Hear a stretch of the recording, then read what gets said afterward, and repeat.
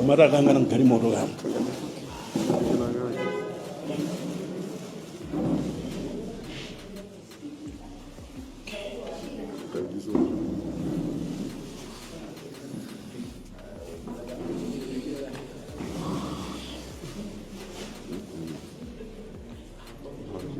baba anaenda kuti wao makafanya chake hapa mpira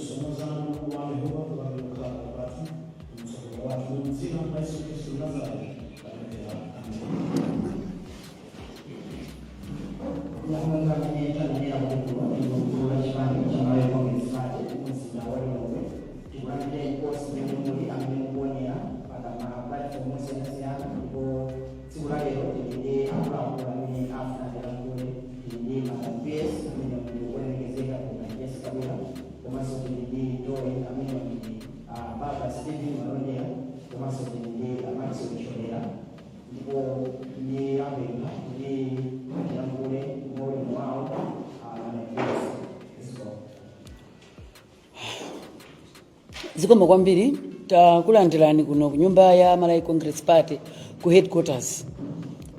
Ndiyamba press conference mchichewa koma kumapetoku tidzaika chizungu chifukwa press conference iyi tufunika kuti anzathu ajati mati ma development partners akhala akumvetsera, tufunanso anzathu achilamulo akhala akumvetsera, tufuna Malawi aliyese amene amakonda dziko lake akhala akumvetsera. Nde kuyamba kwa nkhani chatibweretsa pano nthawi inoyo ndi chifukwa choti ife dzulo amalawi ambiri tinali okondwa kuti High Court inapereka order yoti Secretary General wathu ona Richard Chimwendo MP amene wakhala ali wotsekeredwa kwa mwezi okwanira ngakhale kuyambira pa 12 mpaka na dzulo ndikudzauzidwa kuti ayikutumizidwa email yompanga rule koma tinaidikira mpaka na mosemaona masiku amapita. Dzulo ife tinali okondwa kuti High Court inalamula kuti Achimwendo amasulidwe, ndipo High Court inapereka injunction kuti asamangidweso, akamasulidwa akhale oti ndiwo masuka. Izi zanenedwa ndi High Court. Dzulo tonse tinathokoza kumwamba, ndipo mwina matimva ma radio mutikuthokoza kuti ifeyo ndife oyamikira kuti judiciary yathu inapanga zimenezi ku High Court makamaka. Nde ife tadabwa kuti pano Achimwendo akusakidwaso kuti awamange, koma chitofika poma chitoti kodi mpaka pano simunamutenge. Nde ifeyo taitanitsa msonkhano kuti dziko lino chonde tilemekeze makhoti, tisanyoze makhoti. Chilamulo chachoka ku High Court chilemekezedwe ndi wina aliyese. Ndipo pano ndifuna ndiyankhule ndi Bambo Mukito, Minister wa Homeland Affairs, kuti musanalowe muchito imeneyi munalumbira kuti mudzalemekeza malamulo a dziko lino. Pa nthawi ino ife ya Malawi tikupemphani lemekezani lamulo limene linadutsidwa ndi Amalawi amene anakulembani ntchito kumene mukugwira ntchitoko. Ino si nthawi yophwanya malamulo a khoti. Ife monga Malai Congress Party timalemekeza makhoti, timalemekeza malamulo. Mwina ambiri mwakhala mukudabwa mmaona ma social media anthu akutukwana chipani chipepe chimene chikupanga. Chifukwa chake chinali choti timalemekeza malamulo. Sitinafune kuti tilowerere zimene zikuchitika ku makhoti.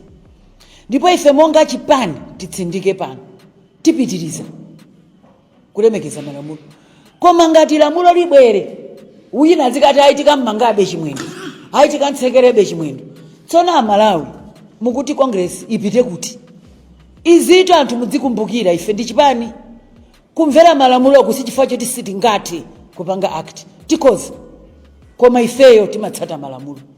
Ndeta taitanisa press conference kuti titsindike pano kuti mene tikudziwira ife taenda nda polisi kuchoka kalikali, taenda nda makoti kuyambira kalikali, ndi anthu amene amalemekeza lamulo lochoka ku court.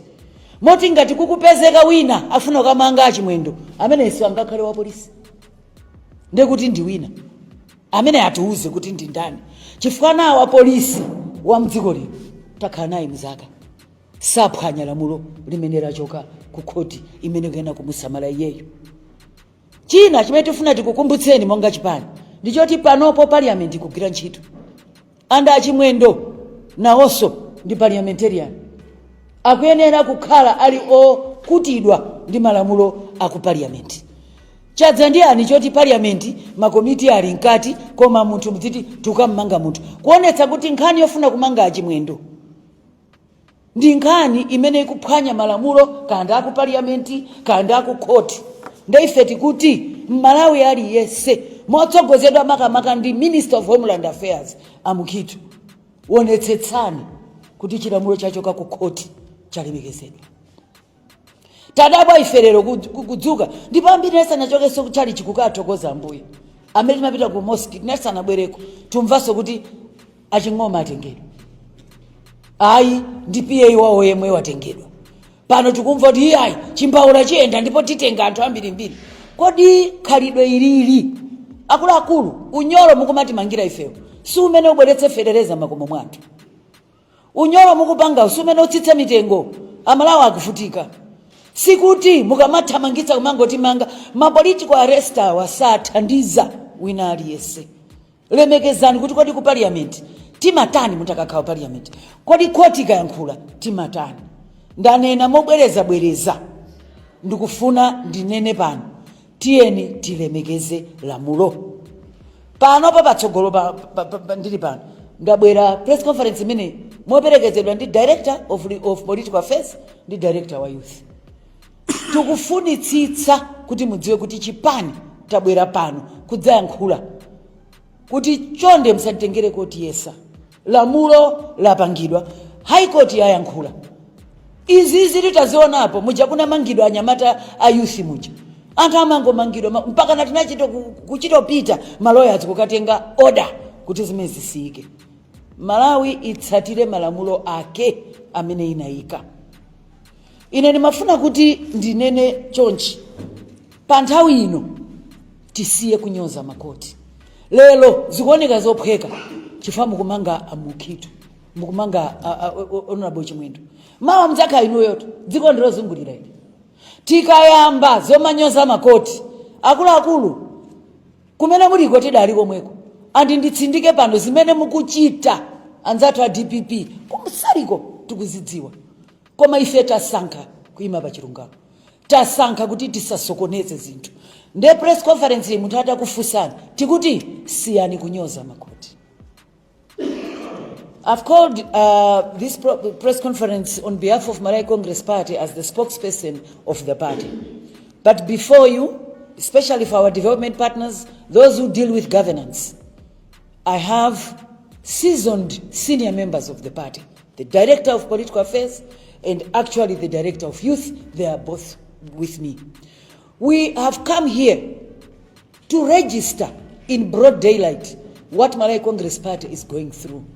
I would really want to invite the diplomatic corps to listen to what I'm going to say, because there was a time people thought change of regime in this country, having those who are in charge right now, will mean people following the rule of law. Just yesterday, we got a High Court order that ordered an immediate release of Honorable Chimwendo, who is the Secretary General of Malawi Congress Party. This was after he had been kept in custody from the 12th of December, despite having ailing in health and well-documented problems. Everybody knows that from 2020, he has been battling spinal issues. But this did not matter. Regardless of the fact that he had not been charged, he has been kept. On the 24th we attended a court hearing where he was told that he would be informed of the bail hearing. But as of up to yesterday, we had not gotten any answer. But yesterday, we were very, very happy, relieved that the High Court ordered that he should be released. And I want to underline that the order also had an injunction saying that nobody must rearrest him. But we are surprised that as we are talking, there are blatant efforts to rearrest him. So we've come here to remind the regime that is in charge right now to respect not only the rule of law, but respect our courts. We know that this is alien to you, because you've never worked with the courts of this country. But now you are the ones running government. Let me respectfully ask that you respect the rule of law, respect our courts, respect the judiciary. Any kind of governance works with three arms working together, not working against each other, but respecting each other. We want to call on whoever is in charge here to respect the courts. We in Malay Congress Party respect the courts. That's why from the 12th up to now, of December up to now, you saw different kinds of arrests going on. People were locked up and got out with the SG still remaining. We've had so many people who were arrested. But you did not see Malay Congress Party reacting. We did not keep quiet because we do not know how to react. Let me remind everybody, this is the mother party. We are the party that gave birth to anybody who is doing politics today. So if we wanted to wreak mayhem, we could have done it. But we've chosen peace. We've chosen to make sure we respect the rule of law. We have chosen to trust the process. Now, if we have chosen to trust the process, please don't abuse this. We are asking, respect the courts. The courts have ordered that Richard Chimwendo should be left to go out of prison and he should not be rearrested. I would like to believe that you know that this world is round. Failure to respect laws today, tomorrow it will be you who will be expecting those very laws to be respected. I want to make a special appeal to the Minister of Homeland, Mr. Mukitu, that he should be the first to remember the oath that he took. He should be the first to uphold the oath that he took. We need to see him make sure that he understands that he took an oath to make sure that he follows the way things are supposed to be done. And let me remind this. As Malay Congress Party, we know what's going on behind. But we do not want to come here and start splitting hairs. But we just want to underline, respect rule of law, respect separation of powers, and also, much more important, respect the courts. When they speak, they should be listened to. I do want to say, without threatening everybody or anyone, we are a political party. Please do not let us to resort to other ways to protect ourselves. We are in a country that we believe it follows democracy. Please follow that and do not try us. For those who are in doubt, let me assure you, Malay Congress Party is not quiet because it does not know how to speak. It does. But we are daily restraining our people to follow the rule of law. Can everybody please do that? In the name of everything that is correct in this earth, let us respect the laws. Whilst all of this is going on, we are surprised. Instead of respecting the courts, we actually are seeing an escalation of political arrests. And I want to talk to the development partners. Where are you? You are watching these people arresting us left, right, and center, yet I do not see anybody raising an alarm. This is wrong. You can't have political arrests galore at this nature. And I would like us to remember, Honorable Richard Chimwendo Banda, MP, is a parliamentarian, and Parliament is in session through committees right now. So we are surprised that nobody is even respecting that he has immunity as a parliamentarian. So we want to call upon everybody, not only Honorable Richard Chimwendo, anyone who is going to be arrested. The order said, give summons, don't just pick up people. So you want Honorable Richard Chimwendo, follow the process, get summons and then arrest him. We as Malay Congress Party are very willing to answer any charges. All members you see here, when we are called, we will go and you see that we normally give up ourselves. We are not here to say do not try people if they've got cases. All we are saying is follow the process. And when there is a High Court order that says do not arrest so and so, don't arrest them unless you follow the procedures. It is very, very unfortunate, and I honestly want to end this by a direct call, I'll repeat, to the Minister of Homeland Affairs. Please respect the oath that you took. If you respect that, it will put an end to this mayhem. This country has gone through a lot, and our democracy is maturing. Let us protect our democracy by respecting the laws that we passed. I would like just to honestly open up. Muchichewa, briefly, Director of Youth, you might want to add something, and then I'll come to you. Just briefly. You're okay? Sure, all right. Thank you very much. I think at this juncture, I will give over to our Director to actually pick up the questions, and they will be addressed by either of us. Panthawi ino ndi nthawi yoti tilandire mafunso. Nditawafunsa nzanga ifika ina mukamo kumva pa radio panalibe zoti tiwonjezere pano tikati kulandira mafunso.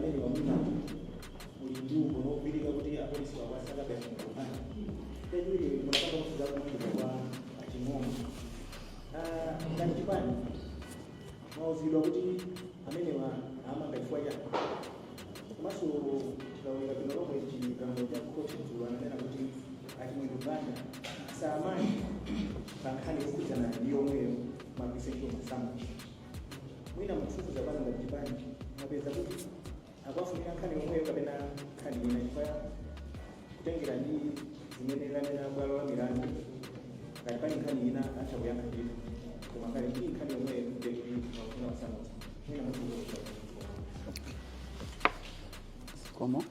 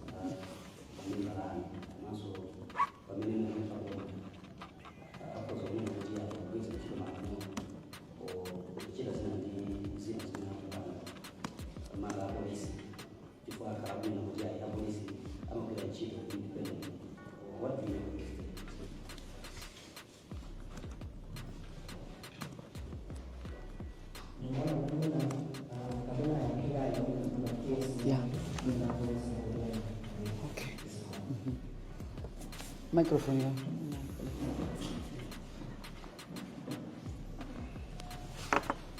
Ziko mukwambiri pa mafunso anu. Fuso layamba mafusa kuti kodi tikudziwa bwanji. Chimene tingakuzeni choti achimwendo ndi secretary general wathu ife monga chipani tili ndi njira zathu.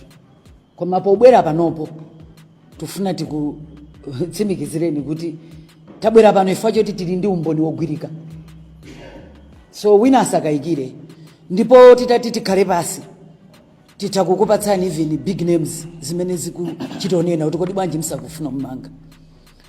But ife monga chipani tikutsimikizireni pano Malawi Congress Party yaitanitsa msonkhano pali evidence imene pachizungu amati unrefutable yosatsutsika ndi ife zimezo tikudziwa.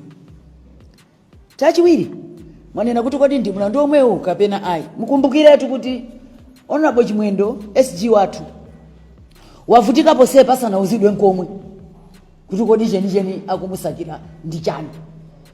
So already zosatiuzazo tazizolowera. Koma ife tanena we trust the process, tikupita through our legal system ndi system ya boma tione kuti kodi cheni ndi chani. Chimodzimodzi ndaching'oma ine ndikuyankhulani pamene datengedwa zinatenga nthawi kuti atiuze kuti ndi chani kobana adzatitenga tinakamvera komweko. So khalidwe longo kuti engali osatsata malamulo ngakhale mtawerenga chigamulo chikuoneka kuti process inatsatidwa poyambayo inali yotani yolakwika. So as of now sitingathe kukudzani kuti ndizina ndi chani chimene tikudziwa ife anauzidwa kuti chani andi mpaka pano sitinaone summons ya china chilichonse. So kwa ifeyo kaya ndi summons ya zina kaya ndi summons ya pano nkhani njakuti achimwendo sitinalandire summons yoti pano atakutani kumangidwa. Ndiko nati kudzafusa pano kuti bukwasakaso pazifukwa zanji chifukwa munayamba munaenda kubweretsa chani summons, then we can talk. So nkhani ili pano is it a different whatever. Nkhani njakuti kukusakidwa munthu masamunzi asanatani asanafike. Ife akabwera tilibe problem. Ndi pang'ono pomwe tidzachita comply. Nkhani ina yafusidwa makamba za bwana Ching'oma iyo sitingakambeza mbiri chimene tingakuuzeni nchakuti atengedwa. Ezofu kuti ndi machaji anji ndi chani process yathu idakatsatidwa tikakhala ndi umboni tidzabwera tidzakamba. Chimene tikungokamba choti atengedwa. Mwanzafu sasa utukoti nchifukwa chani zikukuonekeranizi. Ifetu it's simple. Ndichifukwa choti anthu awa dzikuakanika kulephera kusangalatsa Malawi. Anapanga promise kuti achotsa fees. Akachotsapo 10,000. Anthu akulipirabe fees. Anapanga promise apereka federeza dzikuakanika. Pana kuti civil service ili mbadzi sanaonepo salary ikudulidwa aonera awawo. Ndichifukwa choti akufuna mkwiyo umenewo autetse akumabwera wamadzatimanga ife. Koma tikuuzeni ichi chilungamo sichidumpha kwawa. Ngakhale mutachita kuti manga tonse a Congress chilungamo choti dzakulakani chilipo. Chilungamo choti mukulephera ndi chimene chichi. Iyi ndi diversion pachizungama tikuona kuti dzakukanika umayambitsa moto kuti anthu adzikathamangira kutiko kumene kuja chifukwa choti iwe ukudziwa kuti zalephereka. 4 months anthu ayamba kale kulira bola Congress sankadziwa kuti sugar angafike pa 5,000 ndi amene mupita mukaone ngakhale sopo ankachapira sankadziwa kuti zingakale chonchi. Ife tidati federeza 90,000 anzatu anthu akugula mpaka na 180. Ndiye chifukwa choti akuopa moto wa Malawi aganiza kuti azimitsa nkuti manga ife. Koma unyolo wathu sukupulumutsani. Ife ndiokonzeka. Mukauza DPP kuti ngakata chitoti manganda ana athu omwe tikubwerera boma 2030. Ndipo tibwezeretsedwa nda Malawi. Chifukwa choti ifeyo timata zinthu izizi. Tinayika misewa kuiona, cancer center kuiona.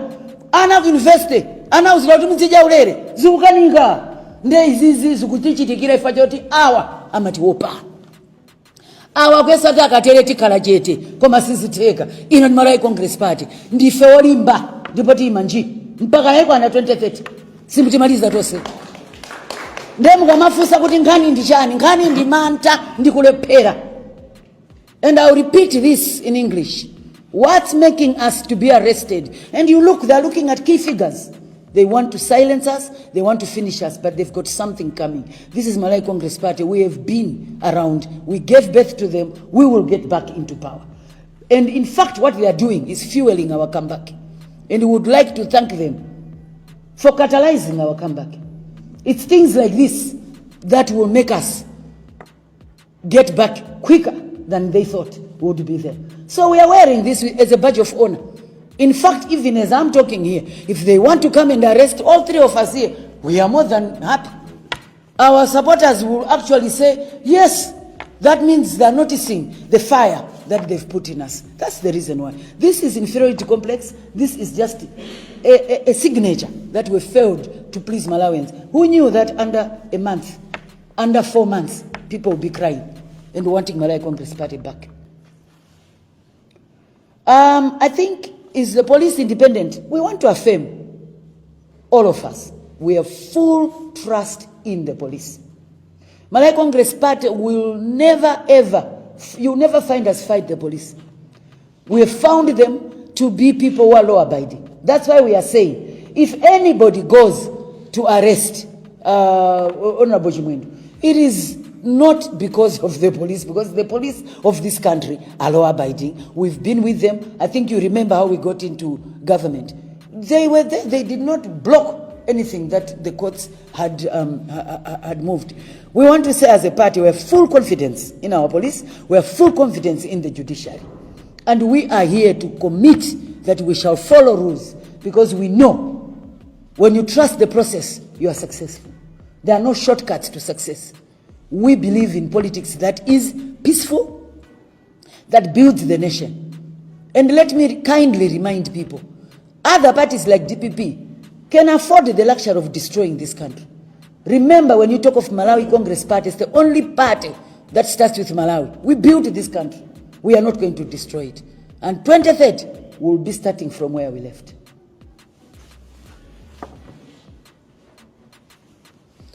Are there other questions?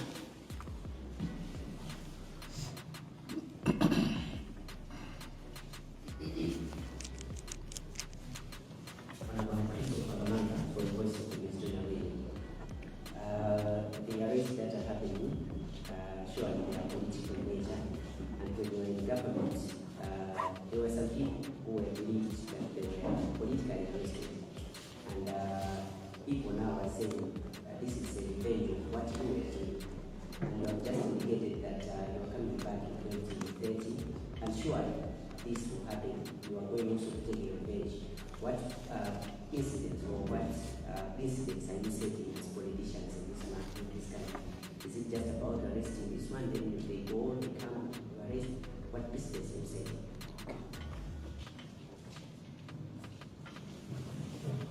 Madam Spokesperson and representatives from the party hierarchy, my name is Patrick Mtawa. I'm representing the party opposition. You have made suggestions that the arrests may be political and politically inclined. My question is, to what end? What does it say the current leadership of the DPP to arrest your leadership? What would that do to them in your view? My career answer, object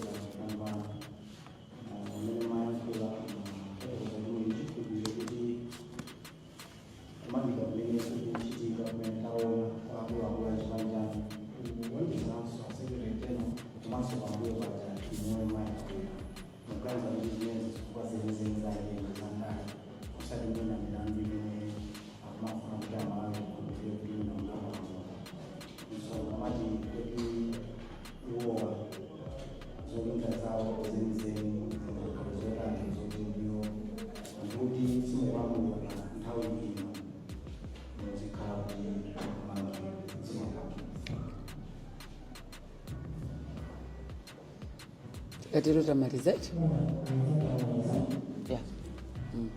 Thank you. Kutiti kaleso ndimpata wama 1-on-1 eti. Fusoro yamba muna nena kuti tinaona hapo anthu amene inu mukulamulira anthu adali ndi milandu. Sio pshatira ngani. Lero mtakayangana cabinet yonse ndi anthu oti organiziridwa milandu. Anzathu akulamulirawa atengera mwayi oti talowa mboma kuti tisafusidwe ngani. Tipite kuti tikabisalire kumeneko. Front line yawo yose first 11 ndi maula 11 palibenso ukambirana. is also it's a fact. Nde inu mukuti kodi inuyo simudzabwezera haya akulu mudzingoona maina ndi fantosiyana awawawa ndi ana pandali akuganiza kuti kulamula ndi kufinya munthu koma zikuchitika apa mutipangira kampeni ya ulere ife sitipanga zimenezo tikalowa timayika msewu mene maonera timakonza alima adzipeza chakudya timakonza zafetereza kuti anthu alime adzikhala moyo wabwino amalawi akamayika anthu mboma amafuna mavuto awo ate sakusaka anthu amene akuyenda ndi mahandicrafts mangomanga chilichonse akangomva tswa mangana amene uyu mangano ayi ife sitingapange zimenezo. Malawi Congress Party ikubwera kudzatukula dziko ikubwera kudzaonetsa munthu wakumudzi ali ndi chakudya sukulu akupita akutha kulipirira ana ake kuchipatala kukhale mankhwala muchamunaonera kuti naika ma schools of excellence kunali ma health center ubale wathu ndi anthu umayenda patsogolo tikabwerera 2030 tikukapanga zimene zija akana mtali mupite pano zonse zimene nasiya sabwerera mbuyo palibe chikuyenda so tikabwerera ife tubwerera kuti tikonze dziko nkukayikiraso sewu iwawo akuti mangawo kumeko kakhala misewu ndipo kakhala maskulu siti kubwerera mboma ukabweza anthu achepa kwambiri asamazipanga overrate ife tikabwera ukathandiza Malawi osati kuthana ndi anthu oti dzinango agwera nawo sachito dzidzimukoda kuti ndi amatani chibwana chachitika apa chifesi tingapange zimenezo amalawi akuvutika amalawi sativotera kuti tidzikapanga timalito fights tatu tandale ya zimenezo ife ayi ndemukati kodi DPP iwo injo yapo chani apapa fusana iwo ife situzidziwa ife tutangokhala pano amene wanda amene anga yankhe kuti kodi mukuona ngati zikupindulirani chani ife kuno tipitiriza kuima nji kupanga oversight ku parliament ko ndikuonetsetsa kuti amene amalawi akuvutika tikuthandizana nawo kuti tipeze ma solution tili pano kuti dziko liyende bwino osati kugwiritsa ntchito amalawi monga political football. In English we've been asked, what precedents do you think this is setting? There was the time when you were in government and you people did not revenge on these people. But now, this is what has been done. It's clear these are political arrests. And we have assured the nation, Malawi Congress Party does not take getting into government to be a chance to settle scores. No.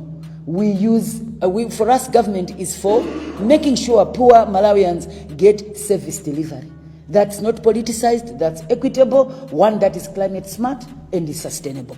For us, Malawi 2063, delivery to everybody is what drives us to be in government. And the good thing is, this is a sure case that 2030, sanity will prevail. The people who know how to govern will be back into government. As for now, let me remind every Malawians. In Chichewa, we have a very good proverb. It says, the wilderness is not a place to die in. So we'll get back. We are not getting back to revenge. We are getting back to govern. Instead of people saying return to proven governance, we are saying return to proven corruption and proven disobedience to law. We will bring things back to make sure that Malawians see where their taxes are going. You have asked, why is DPP doing this? What do you think they are going to benefit? To what end? DPP is best placed to answer that. As for us, we want to remain in the nation. We are here to save Malawians. And for now, as the main opposition, we will continue to play our major role of representation, oversight, and making sure that laws are done. And wherever we are, people must know. We are only remaining with 4 years and a few days. We will be back in government. In fact, 3 years and a few days. I would actually want to remind everybody, wherever you are at home, write a placard and you remove every day as it goes. You know, so many days before to the time that Malawi Congress Party gets back into government. You can even have a billboard, and I for one will kindly sponsor that, so that none of us forget. We are just about to get there. So I think I want to thank everybody for coming to this press conference, and let me wrap it up by reminding the Minister of Homeland Affairs, respect the oath that you took. Thank you very much.